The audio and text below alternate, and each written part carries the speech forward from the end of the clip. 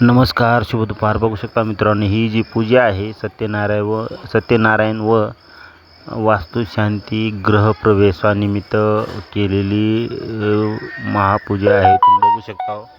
तर मी तुम्हाला सांगू शकणार आहे, आमची 3 नंबरची बहीण आहे आष्टूरला, आणि आष्टूरला आहे बहीण. तर आष्टूरच्या भाऊजीच्या मोठ्या भावाचं हे घर आहे नांदेडला, रिद्धी अपार्टमेंट कवठा इथं नवीन झालेलं आहे. तर 4थ्या मजल्यावर तिच्या घराची आज वास्तू होती. तर आम्हाला आमंत्रण होतं म्हणून आम्ही गेलो. तर बघू शकता देवघर वगैरे किती मोठं होतं आणि पूजा पण किती छान बनवली होती.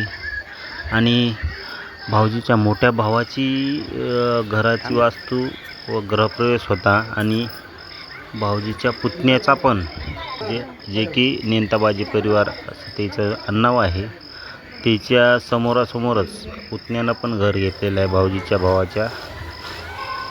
तर अशा प्रकारे तुम्ही बघू शकता. आम्ही गेल्यावर नंतर पूजा वगैरे बघितली, दर्शन केलं, होम वगैरे घरात झालेला होता.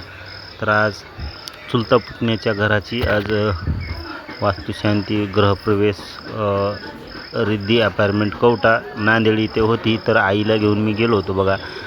आणि ही आहे ते पुतण्याच्या घरची महापूजा आहे सत्यनारायणाची. दोन्ही घरच्या महापूजा मी तुम्हाला दाखवलेली आहे. तुम्ही बघू शकता खूप छान प्रकारे महापूजा बांधली होती.